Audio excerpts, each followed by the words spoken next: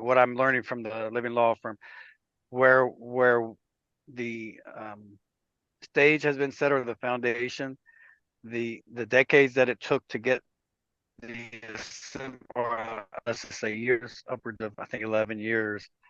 Um, the, as a group themselves were confident that what they had put forward to the federation and then through the federation, uh, they were confident. So who am I? Only 4 to 5 years into this, even think to second guess their foundation.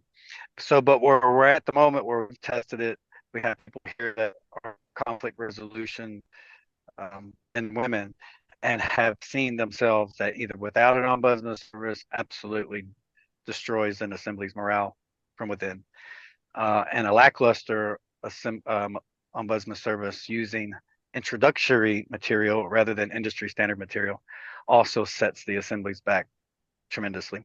So I'll just go ahead and put something. I'm bold here in this. The ombudsman service can receive industry standard PKTS, yes, and we can even sponsor a major American ombudsman service. Joe, you're breaking up a lot. Other foreign. No, no, it's me or Sorry, can you hear? Can you hear me? Can you hear me now? Can hear you, but sometimes How about something. Mm-hmm.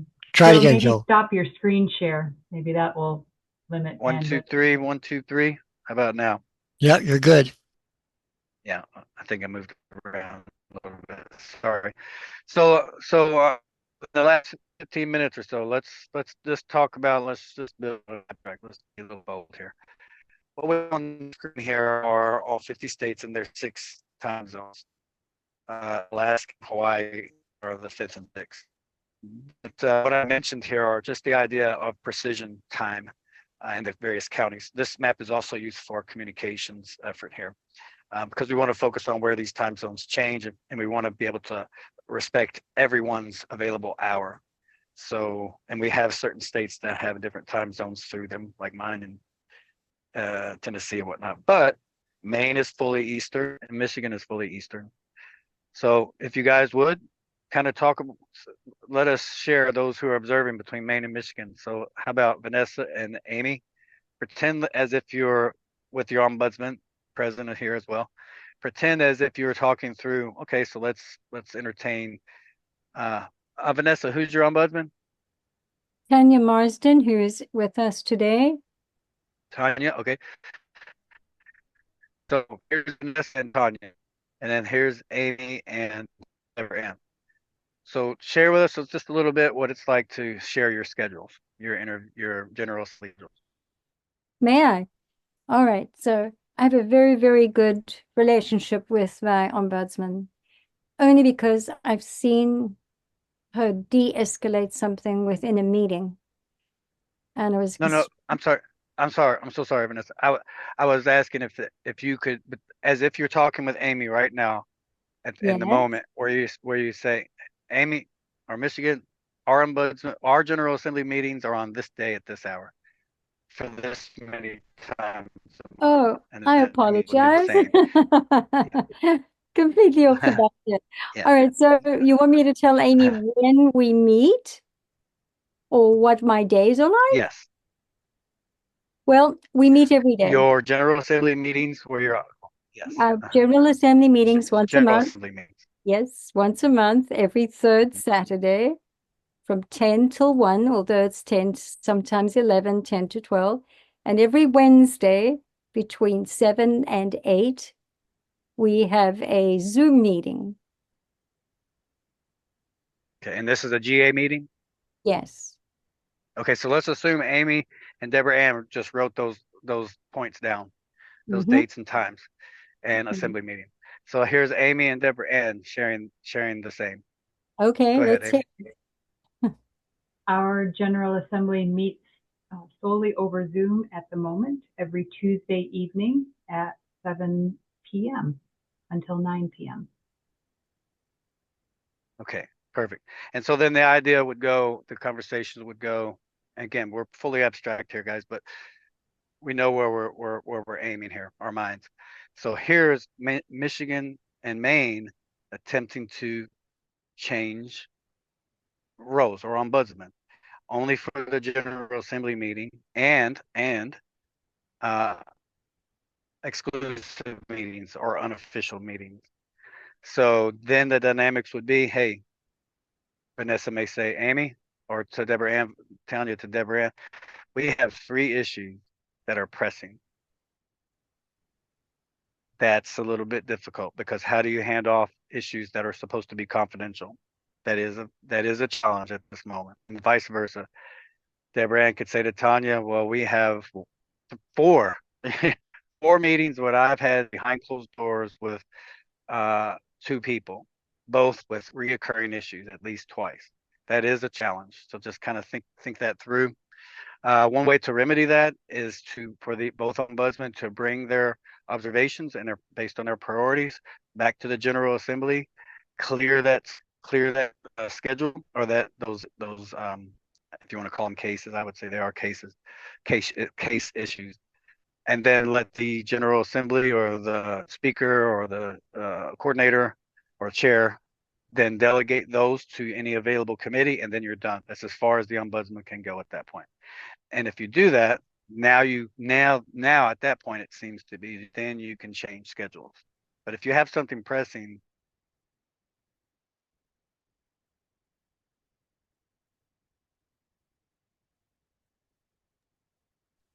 I think we lost him.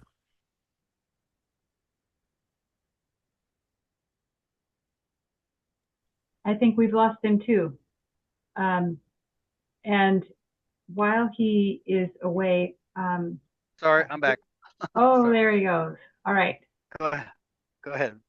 My question is why I'm having trouble comprehending. Are you saying that we end up sharing ombudsman and like trade them, and an ombudsman from another state would end up attending our GA meetings and vice versa? Yes, but bear with me here. So Debra-Ann would maintain her committee for the Michigan Assembly because she has an oversight committee that she answers to, and she's tethered to that committee. Although your outsourcing assets would be there to observe, to take on observations themselves, again, unbiased. They are the one providing their copious notes that leads to reports. These reports can also have elements of unofficial meetings behind closed doors as observations. And then your outsourcing ombudsman could then provide their reports to your General Assembly. And then vice versa.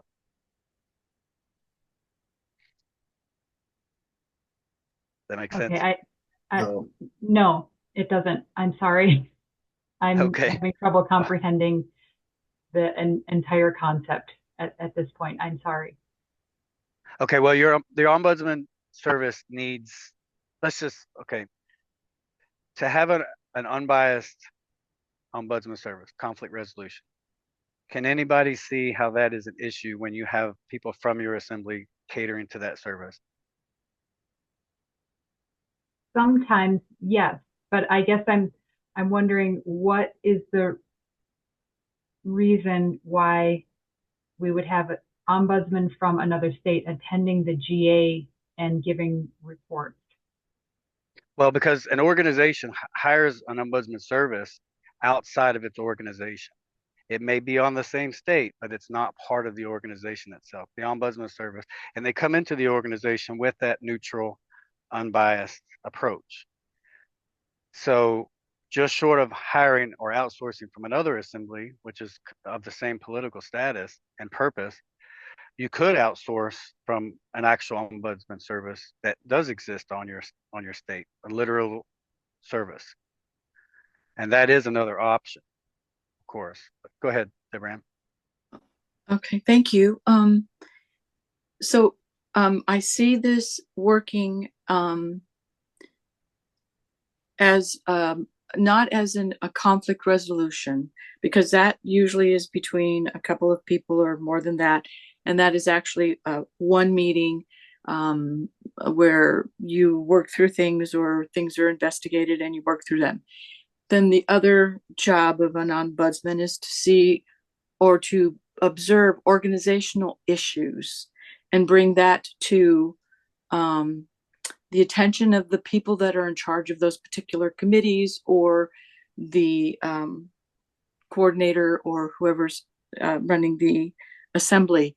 So what you're just describing to me is that part of the job of ombudsman, which is looking at the organizational structure and what's going on, and the 4 or 5 things that may be wrong that's happening at a meeting or in yeah, so that's just one aspect of the job. It isn't actually conflict resolution per se.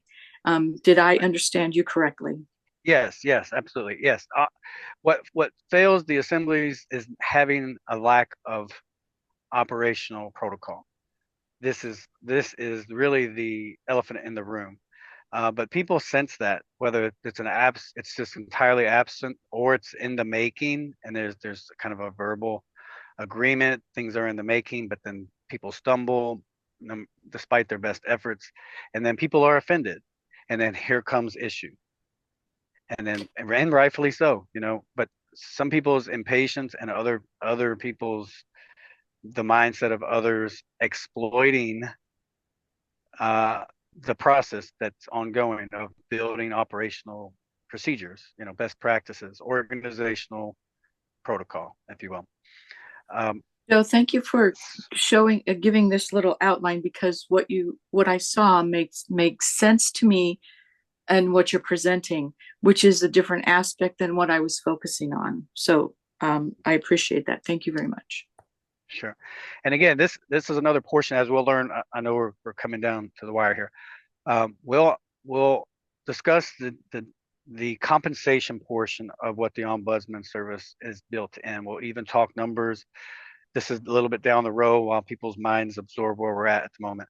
But also, let's just assume any assembly, just choose any assembly, could be anybody's, any state, where there's just very well seems to be clandestine operations taking place to stifle the assembly's progress. Okay, so without an ombudsman service that is prepared to absorb issues, so they're at the point, yes, we're ready to absorb issues. Now, how do you do that?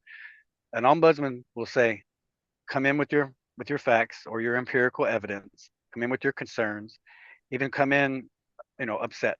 Go ahead, we're here. The door is closed, we're here. Now, those issues can be brought out. They can be lined up in the most sincerest of approach, or not. Well, the ombudsman is okay. I need evidence. I need proof. Proof, please. If you have it, evidence. Okay, we'll work towards that. But I also need procedures, because if there's a breach in policy, we need to see that. Well, that's the only thing that people would come into an organization with grievances, is there is a breach in policy, a written policy. And that makes the ombudsman's job easy. Now, if it's a criminal issue, such as sexual harassment or anything along those lines, now that's different. There's where you start to escalate, because that's criminal. Could it be settled out of court? Sure, it could. And now you move into mediation or arbitration, the differences between the two. But it really is that simple, where you have that opportunity. Now, to have an ombudsman service inside your assembly where the people know you and you know them, now a clever mind, or just the organization, taking on that convenience perhaps, but vulnerabilities at the same time, you can experience accusations of the ombudsman being slanted. Oh, hey, I had my concerns out 2 months ago. I see no detail, and this was behind closed doors.